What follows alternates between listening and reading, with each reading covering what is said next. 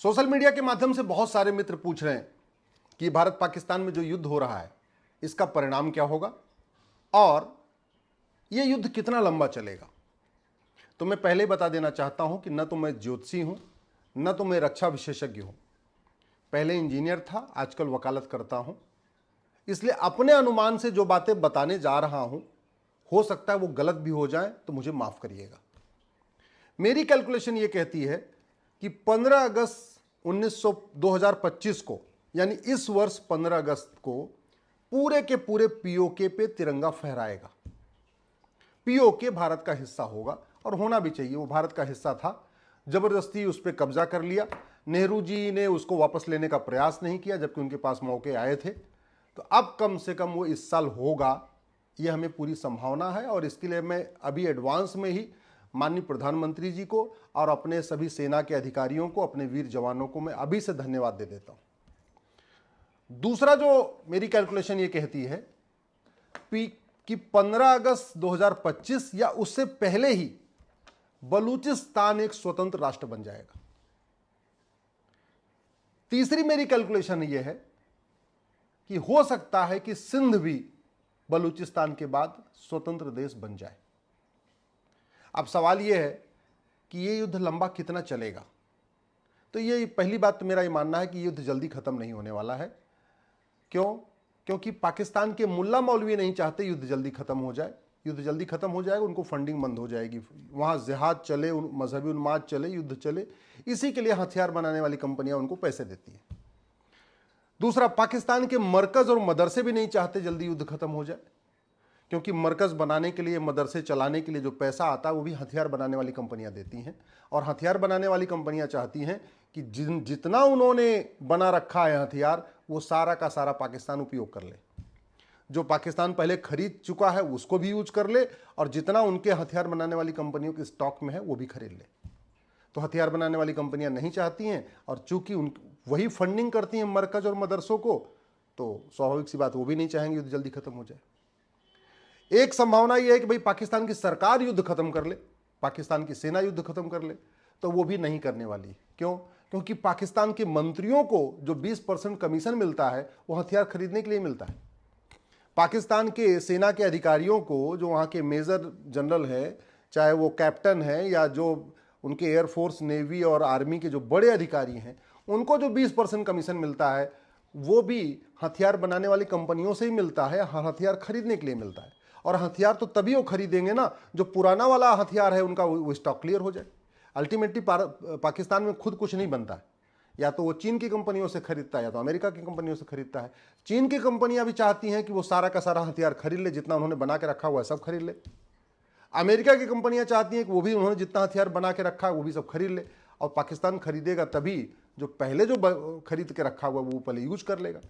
तो इसलिए हथियार बनाने वाली कंपनी, चाहे चीन की हो चाहे पाकिस्तान की हो, वो नहीं चाहेगी पाकिस्तान जल्दी से युद्ध खत्म कर ले, पिटता रहे, मार खाता रहे, जलता रहे, लेकिन हथियार उनका बिकता रहे। पाकिस्तान, चीन की सरकार भी नहीं चाहेगी युद्ध जल्दी खत्म हो जाए, क्योंकि युद्ध जितना लंबा चलेगा पाकिस्तान उतना कमजोर होगा, उतना कमजोर होगा तो पाकिस्तान के बंदरगाहों पे चीन को कब्जा करने में उतनी आसानी हो जाएगी। युद्ध लंबा चलेगा तो बलूचिस्तान बनने का एक गोल्डन टाइम क्यों आ गया है? क्योंकि पाकिस्तान की पूरी सेना भारत के साथ इस समय जंग में आ चुकी है। अभी पूरी की पूरी पाकिस्तान की सेना बलूचिस्तान जो लिबरेशन आर्मी, जिसको बीएलए कहते हैं, उनसे लड़ रही थी। अब वो पूरी तरीके से भारत से लड़ रही है। तो बीएलए जो है ना, बीएलए के जो जवान हैं, उनको पूरा मौका मिल गया, वो अंधाधुंध मारपीट कर रहे हैं। तो इसलिए बलूचिस्तान बहुत जल्दी बनने वाला है, ये मैं कह सकता हूं। चीन चाहता है पाकिस्तान की जमीनों पे कब्जा करना, वो तभी कर पाएगा जब पाकिस्तान बहुत कर्ज में डूब जाए, पाकिस्तान की अर्थव्यवस्था बदहाल हो जाए, पाकिस्तान में हाहाकार मच जाए, और वो युद्ध लंबा चलेगा तो मचेगा। अमेरिका भी चाहता है कि पाकिस्तान ज्यादा से ज्यादा कर्जा ले, और युद्ध लंबा चलेगा तो पाकिस्तान ज्यादा कर्जा लेगा। वर्ल्ड बैंक चाहता है कि युद्ध लंबा चले जिससे पाकिस्तान और कर्जा ले। आईएमएफ भी चाहता है कि युद्ध लंबा चले, पाकिस्तान कमजोर हो तो और पैसा ले, और पाकिस्तान ने ले लिया, अभी आईएमएफ से अभी भी लिया है। बात आती है कि फिर ये रुकेगा कैसे? रुकेगा तब जब पाकिस्तान टुकड़े टुकड़े हो जाएगा, पाकिस्तान की अर्थव्यवस्था बिल्कुल खस्ता हाल हो जाएगी।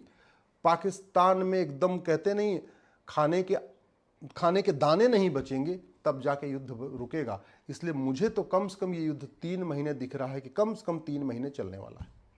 बात बाई आई कि भारत की, स्वाभाविक सी बात है, पाकिस्तान अगर मारेगा तो भारत तो आत्मरक्षा करेगा।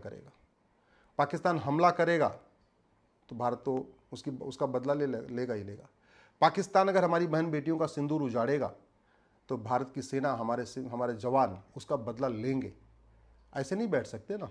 हम हिंसा नहीं चाहते, हम युद्ध नहीं चाहते, लेकिन अगर कोई हमला करेगा तो शांत होकर बैठना, तो ये कोई अच्छी बात नहीं है। ये भारत कभी कर भी नहीं सकता ना। कभी भारत पहले शुरू करता है, लेकिन पिछले इतिहास दिखाते हैं, इसके पहले के जो पाकिस्तान के युद्ध हुए उसमें शुरुआत पाकिस्तान ने किया था और ख़त्म भारत ने किया था। ये पिछला इतिहास है। बांग्लादेश बनाने में भी शुरुआत पाकिस्तान ने किया था और बांग्लादेश बनवाने के बाद ही युद्ध खत्म किया था भारत ने। तो अब की बार भी मुझे लग रहा है कि ये चलेगा। एक बात और जो पूरी तरीके से वहाँ पे जनता है, जनता वहाँ पूरी तरीके से, ज़्यादातर लोग वहाँ मदरसों में पढ़ रहे हैं। वहाँ के लोगों को समझ में नहीं आ रहा है कि मदरसों के ज़रिए कैसे उनका ब्रेन वॉश किया जा रहा है। मदरसों में बच्चों को मंदबुद्धि बना दिया जाता है। मदरसों में वैज्ञानिक सोच खत्म हो जाती है। मदरसों में ऐसा रट्टा मराया जाता है कि वो बच्चा कुछ सोचने समझने के लायक ही नहीं होता। उसको फिर सेना जो कहती वही उसको ठीक लगता है। वहाँ पाकिस्तान के नेता जो कहते हैं वही वहाँ का आम जनता उसको सही मान लेती है, क्योंकि उसका बुद्धि विवेक खत्म हो चुका है। मदरसों में उसको पूरी तरीके से मंदबुद्धि बना दिया गया है। और इसीलिए पाकिस्तान की सरकार वहाँ खूब मदरसे खुलवा रही है। हालांकि वो अपने पैसे से नहीं खुलवा रही, वो भी हथियार बनाने वाली कंपनियों का पैसा है। हथियार बनाने वाली कंपनियां चाह रही हैं कि पाकिस्तान के हर गांव में एक मरकज़ खुल जाए, एक मदरसा खुल जाए। और उसमें जो हथियार बनाने वाली कंपनियां बहुत हद तक सफल हो गई हैं। उन्होंने पाकिस्तान के शिक्षा मंत्रियों को, पाकिस्तान के प्रधानमंत्रियों को, पाकिस्तान के बाकी सांसदों विधायकों को फंडिंग करके वहाँ उन्होंने पूरे मदरसों का जाल बिछवा दिया है। और मदरसे में वैज्ञानिक तो पैदा नहीं होते, मदरसे में कोई अच्छे बुद्धिजीवी तो पैदा नहीं होते। मदरसे में अल्टीमेटली जिहादी पैदा होते हैं, मजहबी उन्मादी पैदा होते हैं। मदरसों में केवल और केवल हम हिंदुओं को मार देंगे, हिंदुस्तान को ख़त्म कर देंगे, इस सोच के साथ लोग ख़त्म होते हैं। और ये जो मदरसे से बच्चे निकलते हैं, कोई नौकरी करने के लायक बचते नहीं, किसी और काम के लायक बचते नहीं, तो होता क्या, वो मरकज में चले जाते हैं। फिर उनकी फिजिकल ट्रेनिंग होती है। तो मदरसों में मेंटल ट्रेनिंग होती है, मानसिक रूप से उनको जिहादी बनाया जाता है। और मदरसे से निकल के वो मरकज में जाते हैं, उनको फिजिकली जिहादी बनाया जाता है। उनकी फिर मतलब आतंकवादियों की ट्रेनिंग होती है। तो अल्टीमेटली धीरे धीरे करके पाकिस्तान आतंकवादियों का सबसे बड़ा केंद्र बन जाएगा, और बन चुका है। वैसे भी दुनिया के सबसे ज़्यादा आतंकवादी संगठन इस समय पाकिस्तान से ऑपरेट हो रहे हैं। दुनिया में आतंकवादी संगठनों का मुख्यालय कहीं हो, लेकिन उनके जो लड़ाके हैं वो पाकिस्तान से ही निकल रहे हैं, ये सच्चाई है। और अब तो पाकिस्तान के जो जिहादी संगठन है, आतंकवादी संगठन, उन्होंने ISIS से भी हाथ मिला लिया है, हमास से भी हाथ मिला लिया है। हमास और ISIS भी पाकिस्तान में एक्टिवली घूम रहा है। वहाँ की सेना कुछ कर नहीं रही है। सेना इसलिए नहीं कर रही है, हथियार बनाने वाली कंपनियाँ चाहती हैं कि भाई आप इसको समझिए। आप हमास को जो हथियार मिलता है कौन देता है? कोई न कोई कंपनी देती है ना। या ISIS को जितने हथियार मिलते हैं कौन देता है? कोई न कोई कंपनी देती है ना, हथियार बनाने वाली कंपनी। या पाकिस्तान के चाहे जैसे मोहम्मद हो या जितने भी आतंकवादी संगठन, इनको पैसे कौन देता है? हथियार कोई न कोई कंपनी देती है। तो वो कंपनी मुफ्त में नहीं देगी। कंपनी उसको चलाना है तो मुफ्त में हथियार तो नहीं देगी। तो पैसा कौन देगा? पैसा सरकार से लेती हो, और सरकार के पास खुद को कोई पैसा नहीं है। वो पैसा कहाँ से आता है? वो जनता का टैक्स का पैसा। तो पाकिस्तान की जनता के इनकम टैक्स से, पाकिस्तान की जनता जो टैक्स देती है, उस टैक्स से पाकिस्तान के मंत्री, पाकिस्तान के सेना के अधिकारी हथियारों को यहां खरीद के पाकिस्तान को बर्बाद कर रहे हैं। दुर्भाग्यवश पाकिस्तान की आम जनता, मैक्सिमम लोग उसमें मदरसों से पढ़े हुए हैं, उनको ये बात समझ में नहीं आ रही है। तो इस पाकिस्तान में जो नया विभाजन होने जा रहा है, इसके लिए मंत्री और वहाँ के सेना अधिकारियों के साथ साथ आम जनता भी जिम्मेदार है, क्योंकि वो अपने मंत्रियों के खिलाफ विद्रोह नहीं कर रही है, अपने सेना के खिलाफ विद्रोह नहीं कर रही है।